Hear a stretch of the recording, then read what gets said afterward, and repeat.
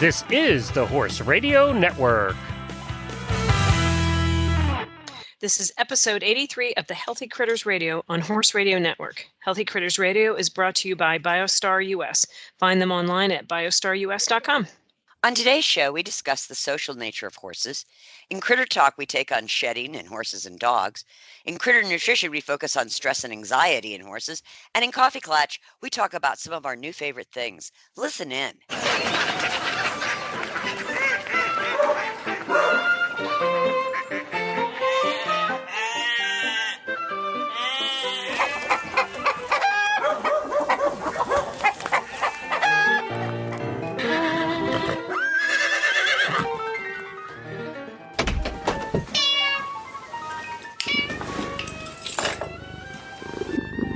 Hey girls, how you doing?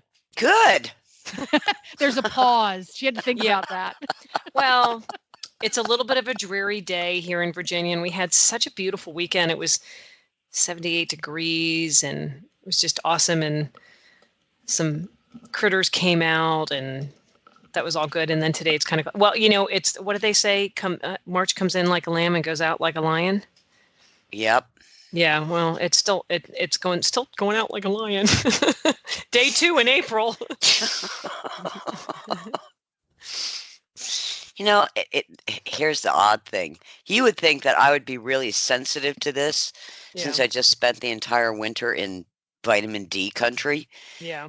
But it doesn't bother me. Maybe because I haven't had a whole winter of it. I hate it. But I'm not going to lie to you. I do hate it, but I will tell you, I am looking out my window right now and seeing beautiful dogwoods blooming, which make me pretty happy. Yeah, you guys are a little ahead of us. We're really? Over here in the mountains with the dogwoods are not blooming quite yet. Yeah. What's blooming in Florida? The oak trees. The oak The what trees is? are blooming. Oh my gosh, everybody! Oh, wow. Everybody is sneezing. I think the lizards are even sneezing. Oh goodness! Oh my gosh, it's been very, very dry. Because usually we start getting some reasonable rain by this time of year, and it's been very, very dry. So the pollen it's thick enough on top of your car that you could scrape it off with a snow scraper. It's Oh, wow. crazy. Yeah. That's not good. That's what's blooming. But we've got some flowers in our flower bed popping up. We've got some little, I don't know what they are. They're really pretty little flowers that grow in front of our deck. I have no idea what they are. They were here when I got here, but they're pretty. And they're starting to pop up, little white flowers. So for me, when it's springtime is here, when a flower comes up, I don't care which flower it is. I'll take them all. A flower. That's all I care about. Well, that's good. Well, and you can see the buds on the trees here. Well, and it's funny because Tigger, I go to Charlottesville once a week, and down the driveway of Cumber, all those, I guess they're Bradford pears. Oh, they're nice. Bradford. Oh, they're beautiful. And they just scream like joy. Spring. They say spring. Yeah, but and joy. joy. They're not a good tree. Do you know that? Why aren't they a good tree? I think that's unfair. Why? I'm going to tell you.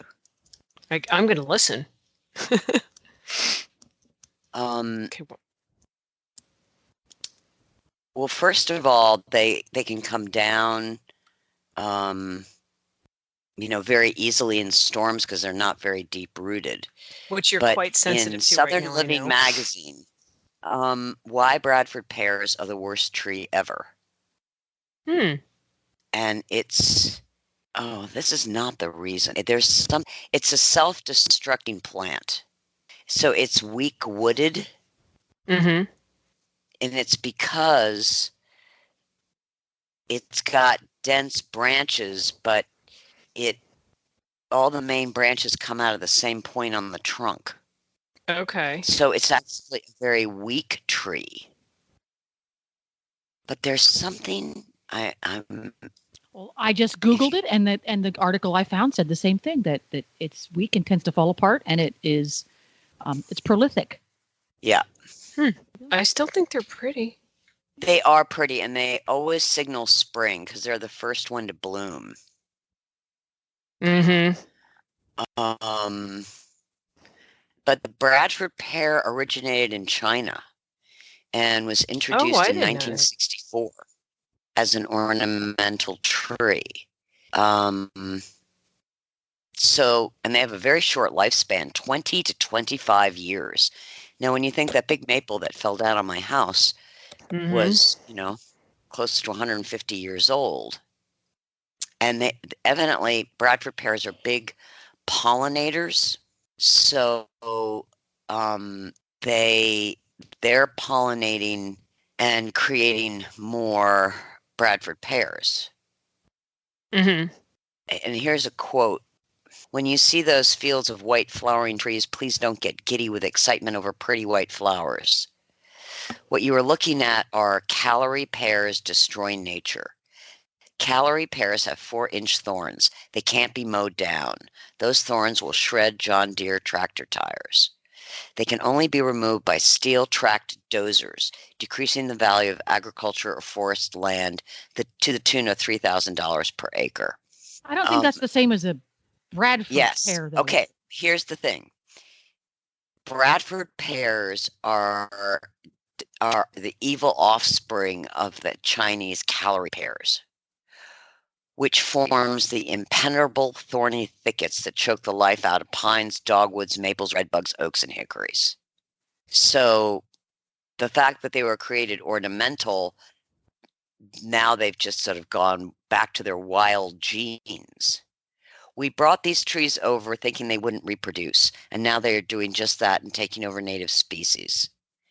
We tampered with nature with kudzu, and we've created a big problem. Well, I'm so sad interesting now. Well, me too. I'm so sorry.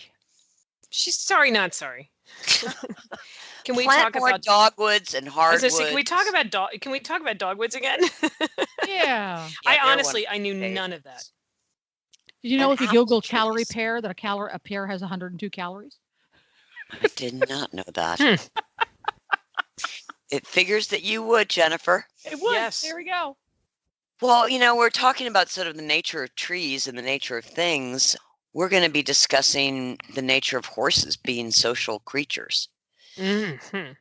Because I'm starting to get not concerned, but really questioning the way in which we keep horses. So let's go on to our roundtable discussion and dig into this a little bit more. Dun, dun, dun. So I've been reading a fair amount of studies on horses as social animals, meaning when they get stressed, one of the links in a stressed horse who develops ulcers is, or can be, that confinement, right? And I was actually thinking about something Patty had said to me about the importance of, turning her horses out individually, which is a pretty common practice. Sure, yeah. One I've certainly done for years and years and years and years.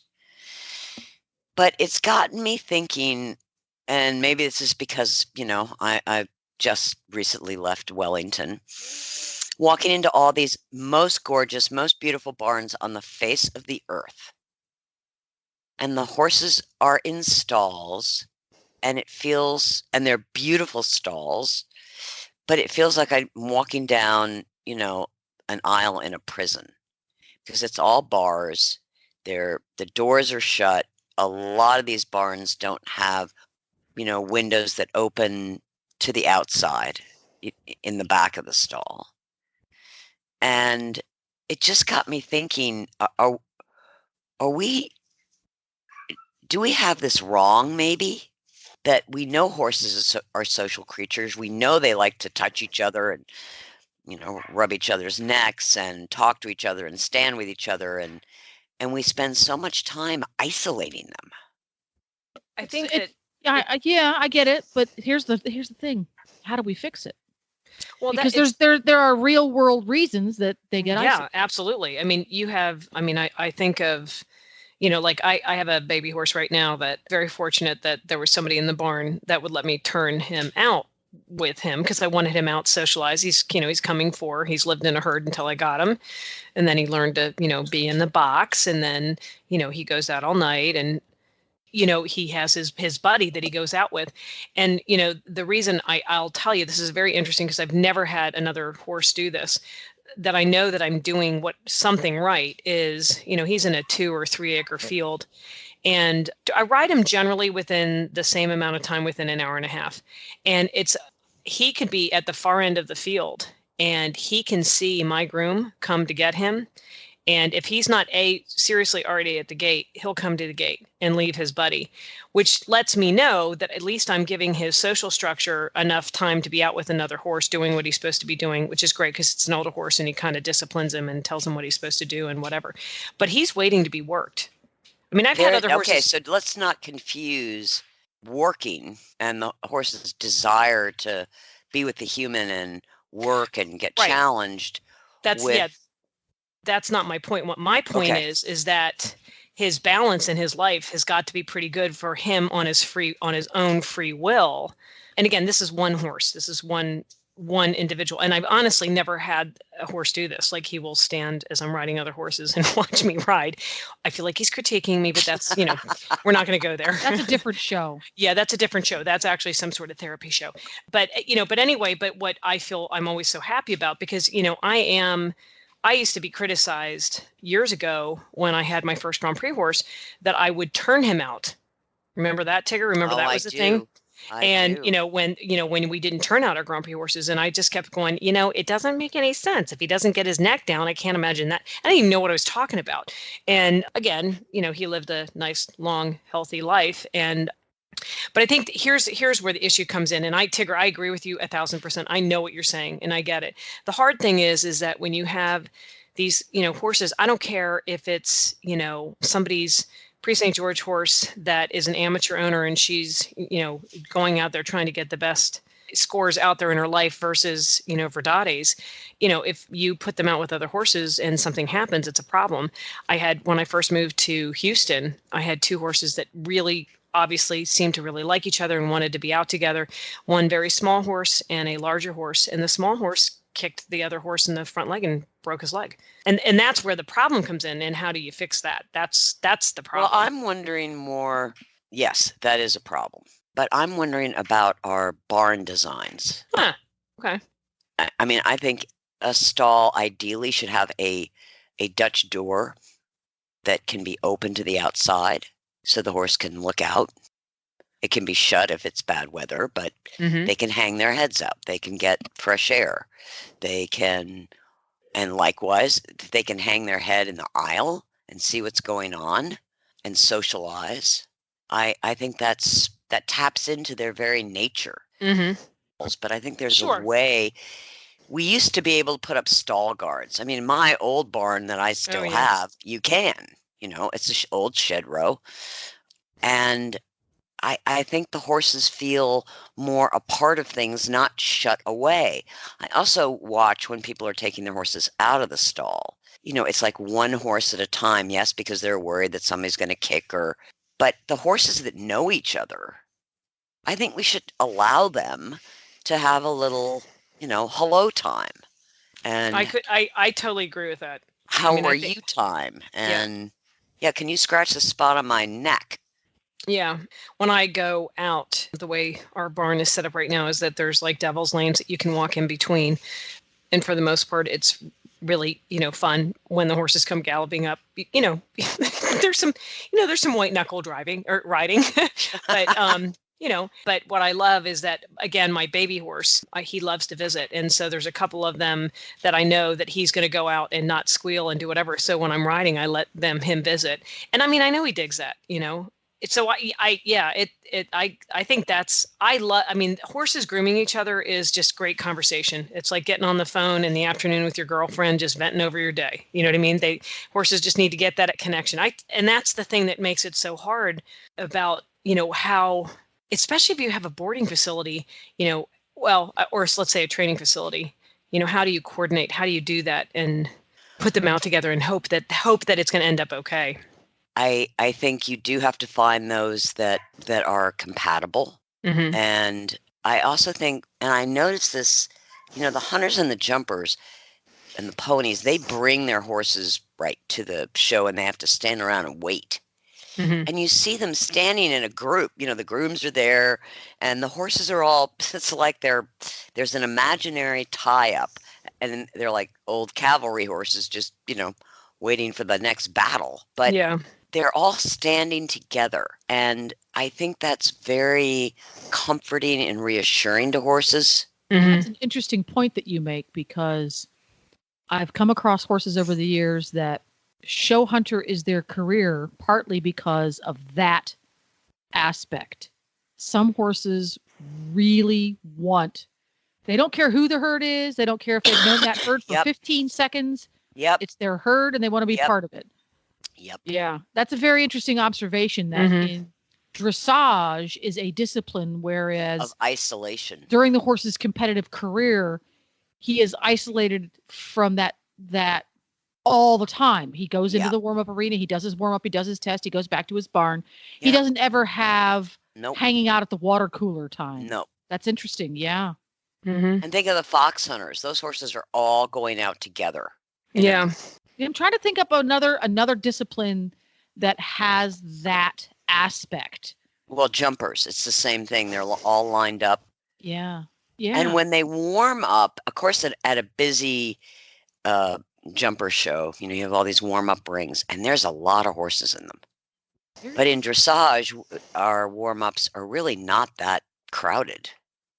And you correct me if I'm wrong, but in the dressage world, you rarely see 3 or 4 or 5 or a dozen horses standing around Never. with nobody on their back, just standing there waiting No. for something to Watching. happen. That Right. just does. That's No. not part of No, the. you want to keep their back fresh. You don't want them to get tired. You don't want to. Yeah. But you don't even let them stand around. They don't. No. They're not standing there being held by a groom doing nothing. No. Right. Just hanging out. Yeah. Just watching. Yeah.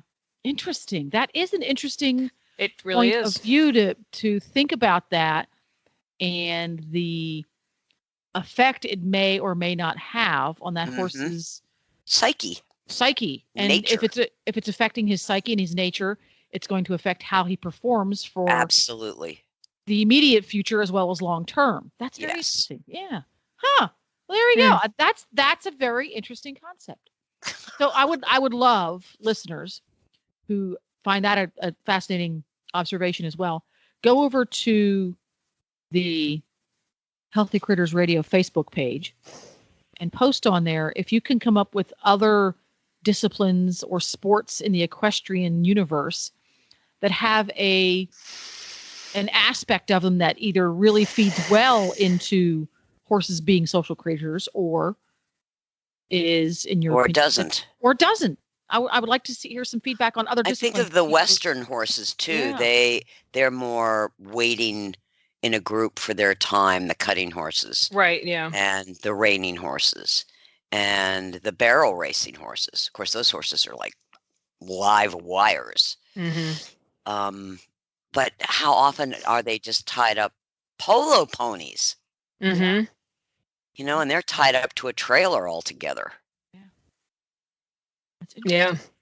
See, that's a different perspective on socialization versus than Patty and I were thinking of, because Patty and I immediately went to turnout. So Mhm. that's a different aspect, a different part of their social life. Yeah. Yeah. Yes. Yeah. Huh, cool. Very cool.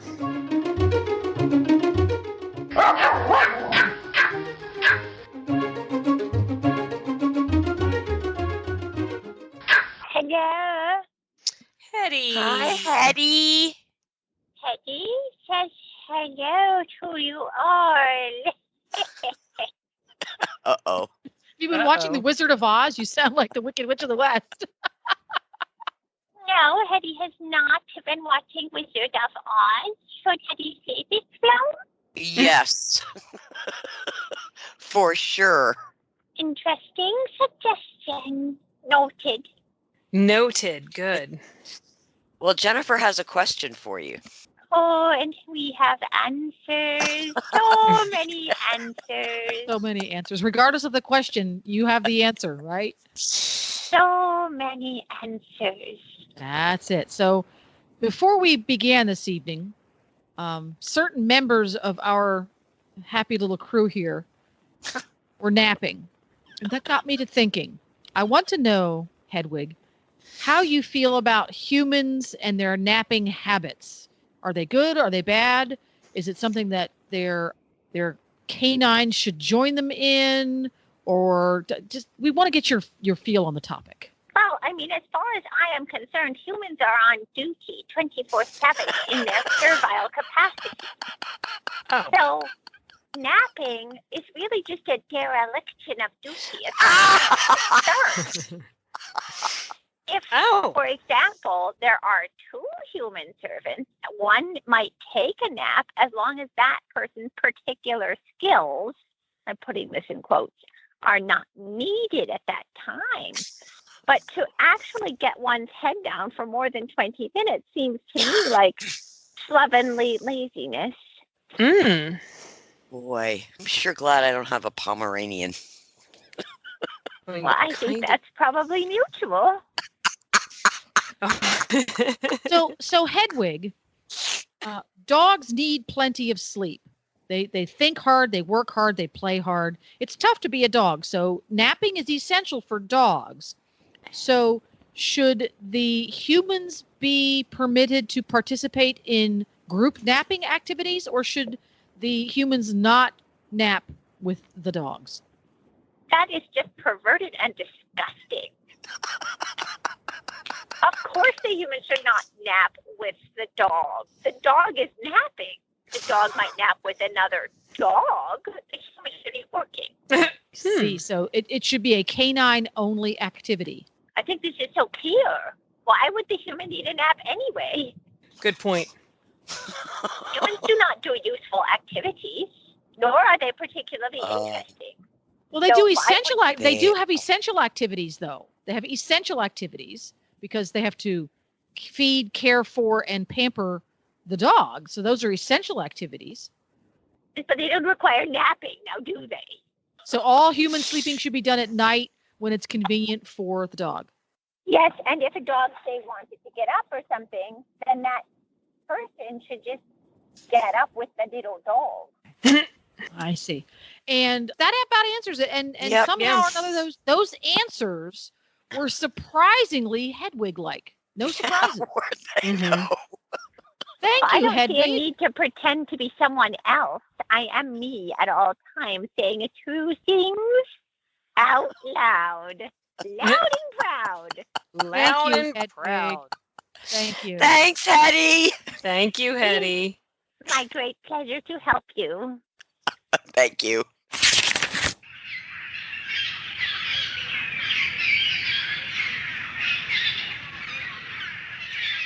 So we are now at the Critter Corner portion of our show, and we are going to discuss, with this time of year, everything is blowing coat and shedding, and what are our favorite products and ideas to help horses and dogs and even cats blow their coat or get their coat out, or devices, anything, because I have a lot of hairy critters.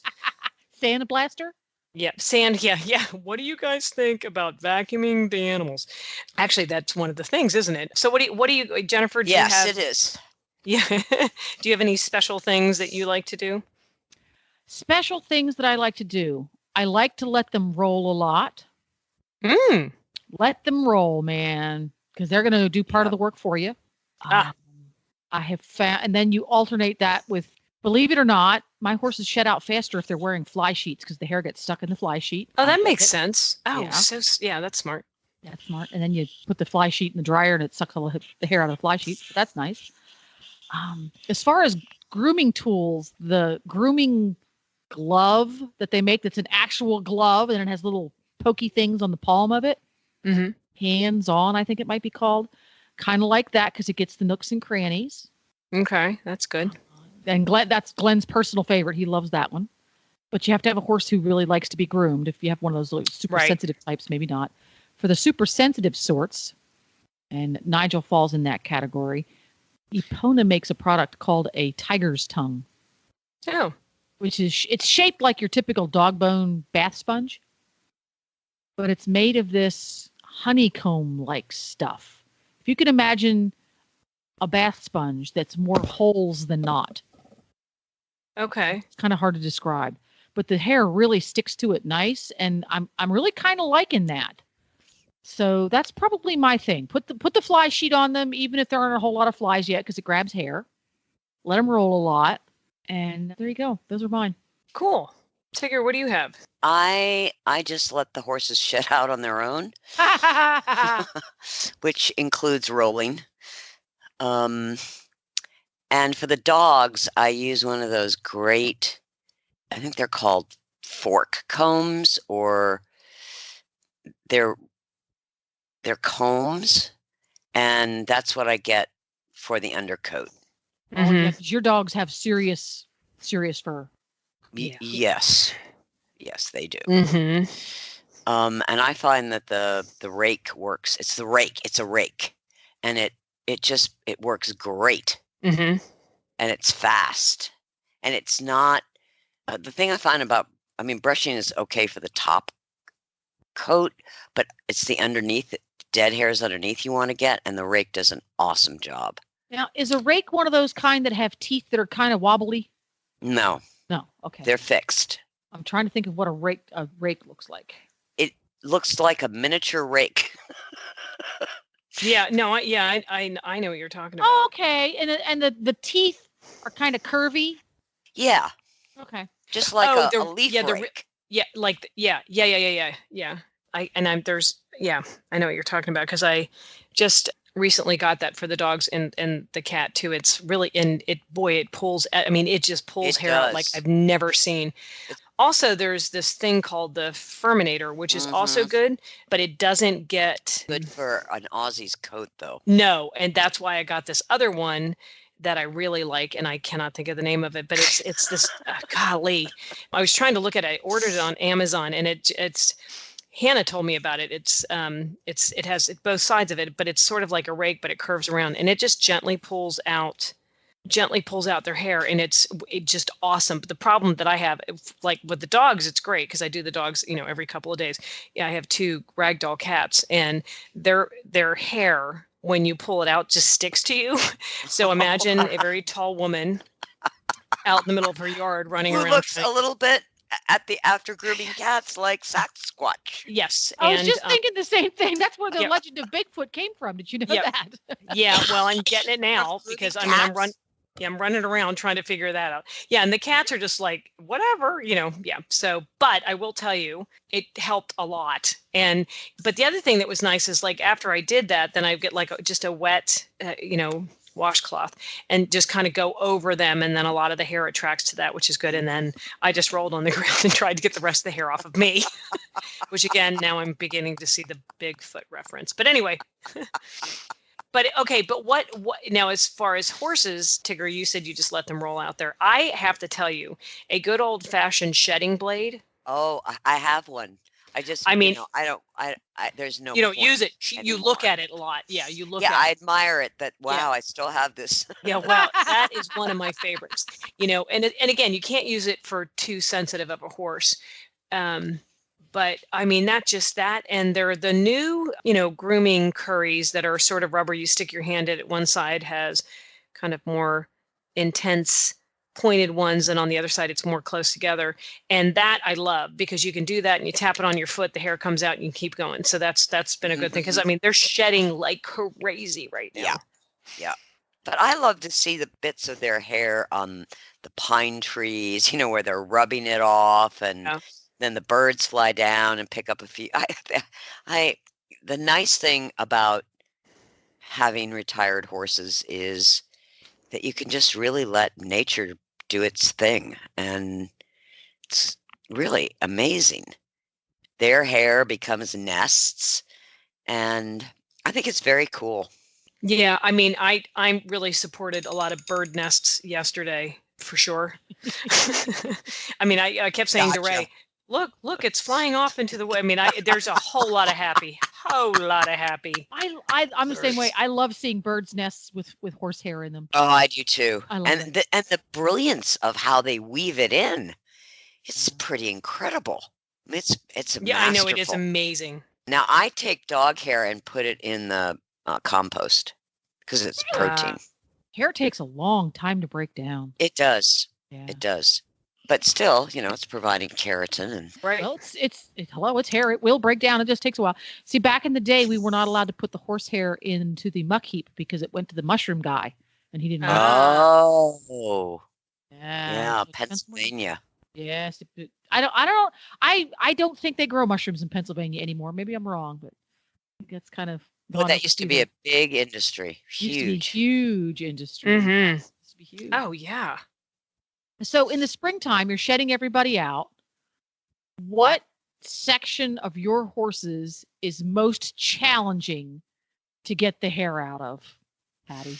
That's a good question because I honestly feel like it depends on the horse and their color. I don't know if that makes any sense. Okay. I feel like this is going to be crazy, but I feel like my bay horses tend to shed around because I always think like the girth area, where you don't want to get on the girth and the saddle pad and whatever, but the girth area is always tough. I feel like the bay horses let go of that quicker. My chestnuts do not. Yep. Chestnuts that have white on their face or anything that has white on their face, of course, they shed it's a continual shed. It never stops shedding. Yeah. Because you're grooming. Blaze sheds year round. Yeah. Oh yeah, it's annoying. Yeah. The backs of their ears are what. Oh, that's a good one. Yeah. Because they don't necessarily want you scrubbing there. And they get sweaty and sticky, so that makes it even harder to scrub there. The backs of the ears are what frustrate me most, and my horse. Yeah. I have to agree with that. Yeah. For sure. For me, it was the stomach. Bellies. Yeah. Did you notice any difference in colors of horses, though? As you were talking, yes. I mean, the only reason I'm saying is because today I was like, look at this horse. And, and it's funny because how this is such an old term. And I bet a lot of listeners who are old timers, horse people, we used to use the term cat hairs, right? They're getting tummy, cat hair. Yeah, the little on their or their cheeks or, whatever. Yeah. And I have more of my bays get the cat hair thing than the chestnuts.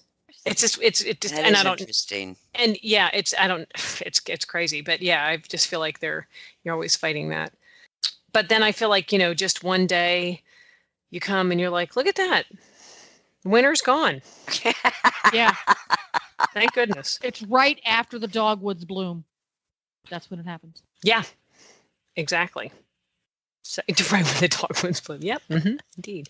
So anybody that has any other suggestions, please put it on our Facebook page on Healthy Critters, and just any suggestions that you have for dogs or cats, or if you can think of the name of the product that I was talking about, that would be great. That would be helpful. It would really help.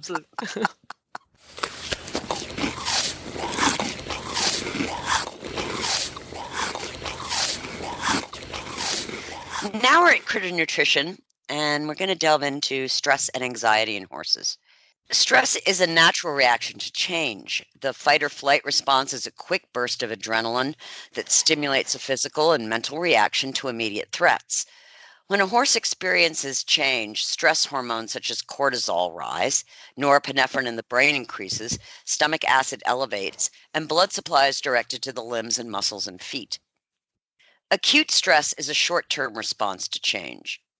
Chronic stress is a prolonged response to change when the horse struggles or is unable to cope. Chronic stress leads to the horse's health being compromised, ulcers, weight loss or weight gain, immune dysfunction, and poor performance. Horses that compete are especially prone to stress. Getting on a trailer, even for a short ride, can often mean development of ulcers from the stress of leaving home. Of course, trailering is only one potential source of stress. Whenever a horse enters the warm-up area at a show, goes into the ring to compete, that horse's stress levels become elevated. A horse can also be stressed with changes to routine, changes in the herd, a new neighbor in the barn, a rider being stressed, a groom being stressed, the farrier, the vet, weather changes, feed changes, temperature changes, learning a new movement or jumping a more complex gymnastic, health issues, soundness issues, or simple confinement. How does your horse cope with stress? There are two basic coping styles used by horses under stress: proactive coping and reactive coping. The proactive coping horse makes its stress state clear through a variety of methods, including wind sucking, stall walking, weaving, or being overly spooky under saddle. The reactive coping horse shows few or no outward signs of being stressed, although they may appear withdrawn or show a reduced responsiveness to touch or an increased fear reaction to a scary object. Generally, the reactive coping horse is an internalizer who tends to conceal stress, while the proactive coping horse is an externalizer who makes it clear, sometimes dramatically, that all is not right in his or her world. Solutions from the East, traditional Chinese medicine and Ayurveda. In approaching chronic stress, the path taken by traditional Chinese medicine and Ayurveda is profoundly different from that taken by Western medicine. In TCM, which is traditional Chinese medicine, and Ayurveda, chronic stress is addressed from a whole body perspective, with specific plants and mushrooms that are classified as adaptogens, compounds with a unique ability to adapt their functions based on the specific needs of the body. Some practitioners refer to them as thermostats, modulating the body's stress response like a device that controls temperature. Adaptogens can be stimulating like ginseng or relaxing like tulsi. While adaptogens have been used for thousands of years in TCM and Ayurvedic medicine, in modern times it has been the Soviet Union and later Russia that have been on the forefront of adaptogen research. Lab and animal studies show that certain adaptogens have anti-inflammatory and neuroprotective qualities, can help control blood sugar, and provide support to the immune system. Research has shown that some adaptogens have beneficial stress protective effects related to the regulation of homeostasis. The triad of stress. Equine stress is a three-faceted effect influenced by the brain, the gut, and the adrenal gland. If we simply address one part of this triad, for example, giving calming agents for the brain, then the horse is still strongly affected by the other two prongs of stress, imbalance in the gut and cortisol from the adrenal gland. There's also another tier of biological systems impacted by stress, the immune system and the liver. Addressing these other systems need to be a co-priority in the formulation of any whole horse stress supplement. It is important to note that whether the horse is an internalizer, a reactive coper, or an externalizer, a proactive coper, the biological effects of stress on the brain-gut-adrenal axis, immune system, and liver remain the same. Calming pastes.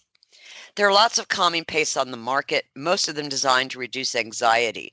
From a TCM or Ayurvedic perspective, this is akin to stopping the bleeding but not addressing the wound. But calming pastes do have the advantage of being fast-acting, 45 minutes to an hour to take effect.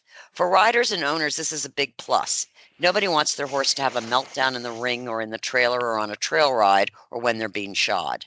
Beta testing on the big stage. There are probably more stressed horses and humans in Wellington, Florida during the Winter Equestrian Festival than just about anywhere else outside of thoroughbred racetracks. This made Wellington the perfect venue to test two new stress formula pastes from BioStar. We knew these pastes could not just be for calming. They had to address the whole biological stress triad along with the additional liver and immune systems. BioStar tried the new formulas on 30 different horses, hunters, ponies, jumpers, and dressage horses, with surprising results. Every horse was calmer, more settled and focused, as reported by their riders. One dressage horse was too calm on Formula A, so he switched the horse to Formula B. According to her trainer, quote, "It worked like a charm." What makes BioStar paste different? It starts with a mushroom. Both of our stress paste formulas start with an extract, red reishi mushroom. For sourcing, we've chosen a small family-owned company in Tennessee that specializes in mushroom extracts. They use a dual extraction technique for the fruit body and mycelium portions of the mushroom in their USDA certified organic extraction process. This process ensures that the beneficial mushroom spores in the fruit bodies are not removed. Why reishi mushroom? Well, first and foremost, it's an adaptogen. Reishi is known in TCM as, quote, the mushroom of immortality, end quote. In Chinese medicinal texts, it is referred to as a calming Shen food. Taoists refer to reishi as a food that nourishes the spirit and relaxes the mind. Research over the last 20 years has shown that reishi can provide support for multiple body systems. Reishi for the endocrine and immune systems. It can help balance the endocrine system and the glandular system, thus playing a vital role in mental clarity and stress reduction. Studies have shown that reishi supports the immune system via regulation of T lymphocytes and helps to reduce inflammation. Reishi is gastroprotective. Current studies have so far shown reishi's mushroom anti-ulcer effect on rats and mice, but more research is needed to prove efficacy in larger mammals and humans. Reishi for liver support. Recent studies have also given evidence for reishi's hepatoprotective effects on the liver. This is key because 10% of the horse's total blood volume is in the liver, and it is estimated that the liver performs over 500 different functions. What else is in there? Well, reishi is the foundation of our 2 new stress formulas, thereby providing the adaptogenic qualities to balance the body-mind under stress. Each formula is slightly different. One formula has increased serotonin support from casein. The other formula has more cortisol reduction with the inclusion of a patented ashwagandha extract. Both provide microcrystallized medical-grade aloe for the GI tract. This is the same aloe used in hospitals for burn patients, not the stuff you buy at Trader Joe's or Whole Foods. We've also included camelina oil for its high vitamin E and omega-3 content to help maintain a healthy inflammation response, plus more vitamin E from almond powder. These 2 BioStar Pace formulas will provide riders and owners with equine stress support based on a blend of Western science and Eastern medicine. The new formulas focus not just on calming, but on addressing the entire triad of biological reactions to stress: brain, gut, and the adrenal system, plus added support for the liver and immune systems that are also closely tied to stress. This unique combination will ensure that your horse receives the very best whole horse support for stress and anxiety.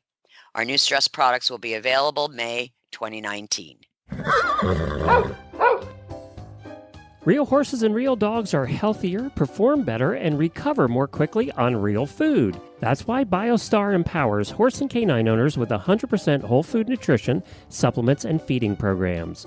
BioStar products are made at their own certified non-GMO facility in Gordonsville, Virginia, using real food ingredients that are raw, freeze-dried, or dehydrated, never cooked, and are free from artificial flavors, colors, soy, corn, wheat, and molasses. The BioStar product line includes a wide range of whole food, horse and dog supplements, treats, and unique artisan poultices that embrace the ancient and traditional uses of clay and plants.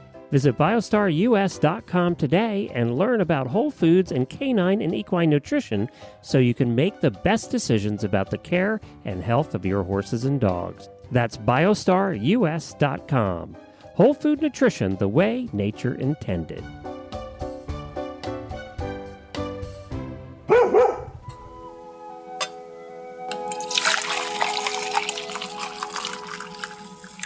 And now we're at Coffee Clatch.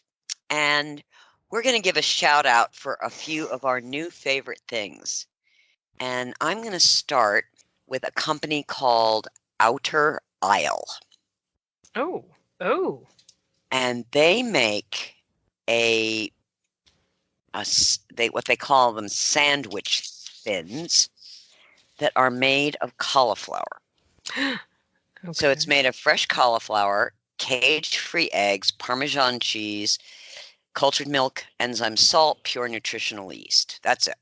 Has 50 calories a slice. The total carbohydrate is 2 grams.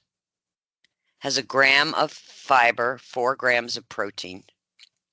And it is the most delicious thing I've ever put in my mouth. And 1 slice is 1 serving of vegetables.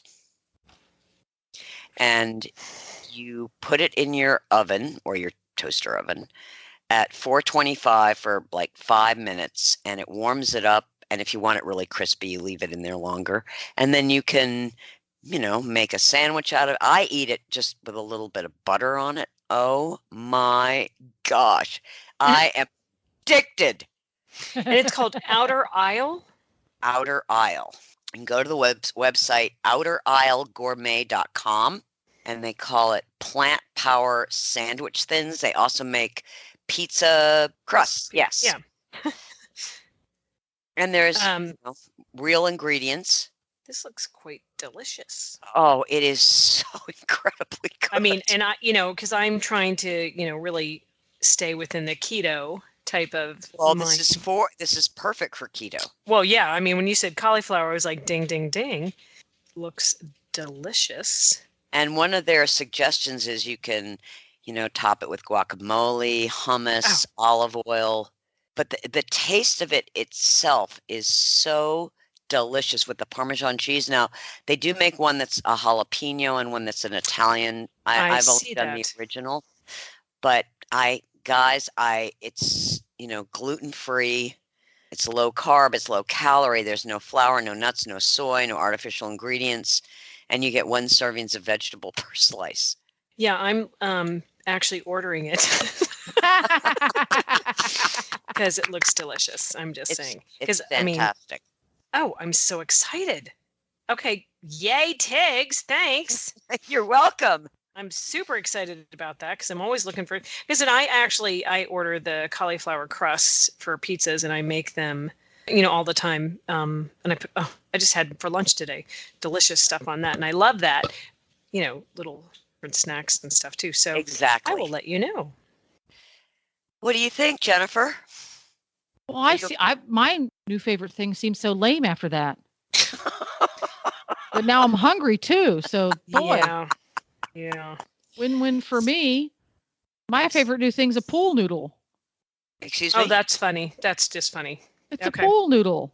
A pool noodle. Yes, It's the new duct tape in my life. Okay. What is it? Well, you know what a pool noodle is? No. You don't know what a pool noodle is? Tigger, you need to be looking this up. She's telling you this. You need to be Googling this. A pool noodle is a big, long foam noodle that you play in the pool with. Oh, okay. Yeah. Now I know what it is. Well, I discovered that pool noodles are a multitasker over the weekend. I was camping with my horse. And you brought some pool noodles with you? And I have pool noodles because the pool noodles, you slit them open because they're a tube. And I have a portable round pen that my horse lives in when we camp. And all night long, I get to hear those metal panels clinking against one another. Does not make for good sleep. Yes, you know where I'm going with that? You slice it open and then you pop it over the vertical bits so that they don't clink against each other. Mm-hmm. Wow. Handy dandy. But I also discovered the sheet I brought along, a little small for Nigel. So I have to put it on like the second to the loosest hole. So that means that little nylon strap kind of sticks into his chest a little bit and makes that little rub mark on their hair. Don't like that. I chopped off a little chunk of pool noodle and slid it across there, and he didn't get a mark on his chest. Oh, that's so funny. Okay, so now we're going to have 101 uses for pool noodles. Right. Yes. And just had no idea. I know. And I discovered one more use for them. Oh, go. Tell us. Well, in order to maximize the size of my portable corral, one of the sides is actually the side of the horse trailer. Right. Well, the horse trailer is just covered with those little horse trailer door latches, that big long thing. Oh, yeah. Well, I can't have that there because he's wearing his halter while he is in his round pen. And I daresn't let him get that caught on there. That would be bad. And you take the big size pool noodle and you chop it to the right length and you just slide it right over that and he can't get his halter stuck. Wow. It's amazing. So it's the lowly pool noodle. Hey, I just thought that you could take a good heavy chain and create a stall guard with the pool noodle. Brilliant.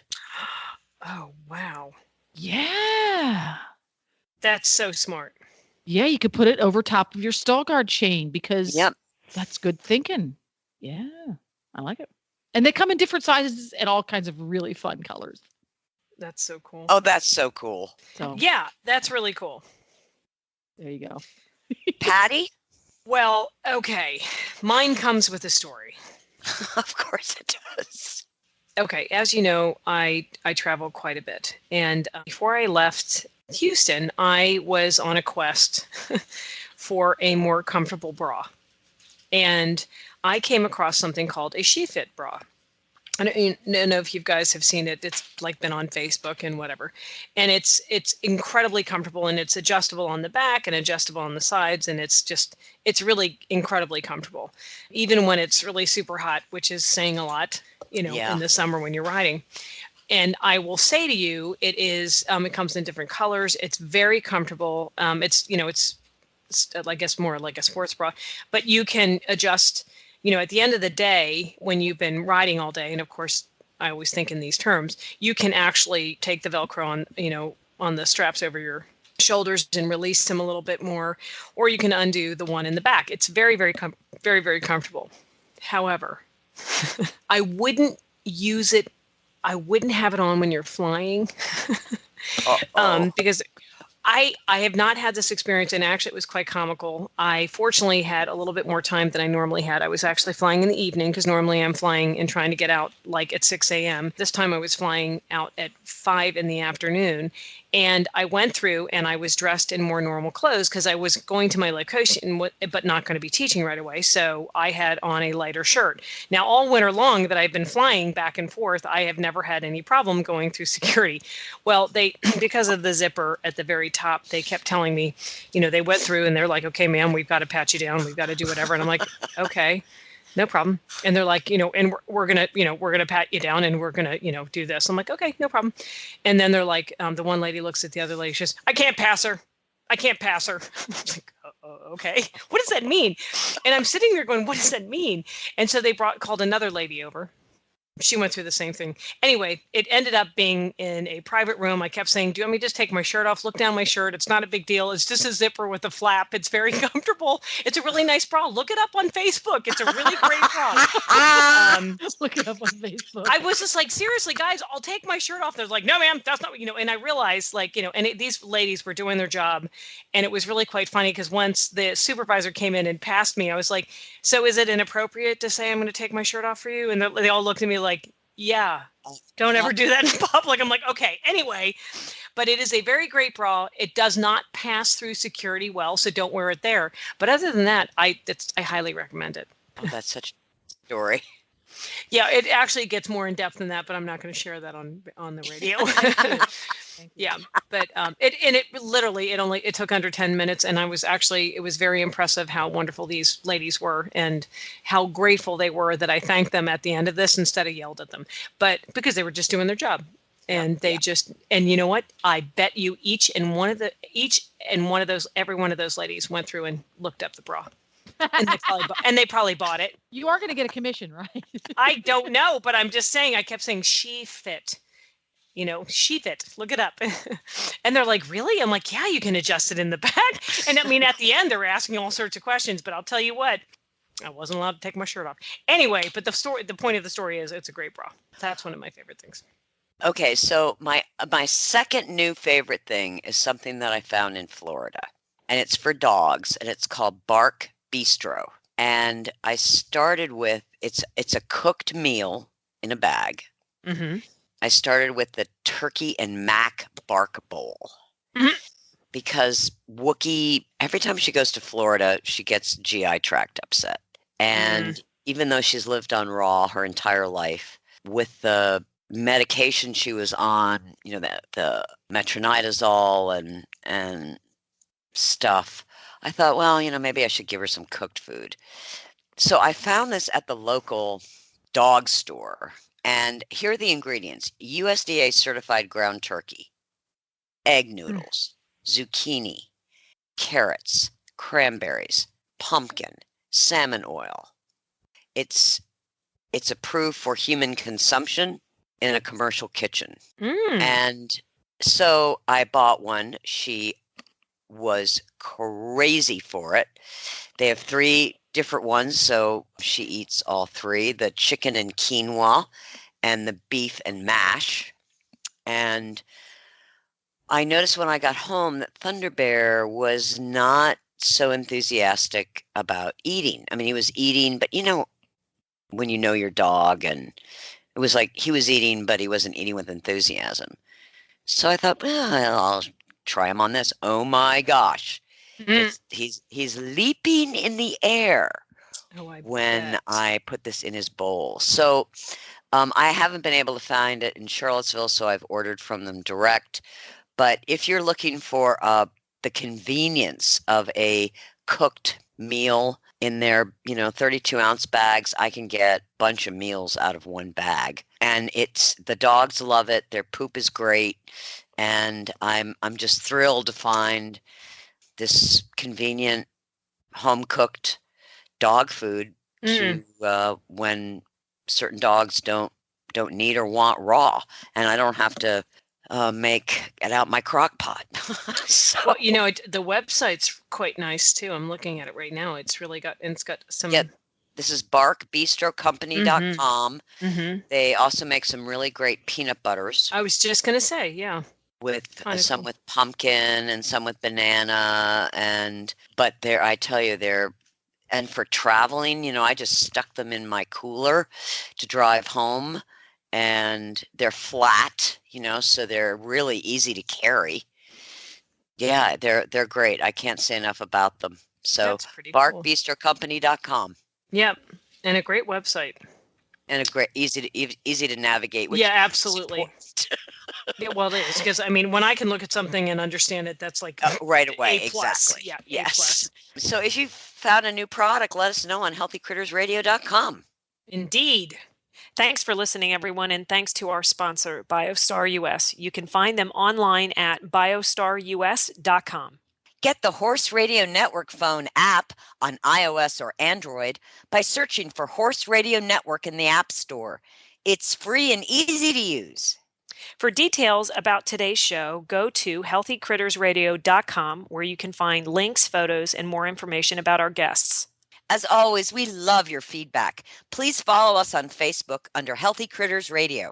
Be sure to visit all the great shows on Horse Radio Network at horseradionetwork.com. Love your dog. Hug your horse. Feed your chickens. Clean your litter box. Dance with your goat. Slither with your snakes. Howl at the moon. Hang with your hamster. Party with your parrot. Waddle with your walrus. Outwit your otter. Cuddle your cows. Rap with your raptor. Go chipping with your chipmunks. Forgive your fox. While hedging your hog. We also recommend that you rack with your raccoon. Gyrate with your giraffe. Meditate with a meerkat. Uber with your orangutan. Facebook with your flamingo. Ponder with your panda. Walk with your Wookiee. Yawn with your yak. Twitter with your toucan. Go raining with your reindeer. Dropbox your dragon.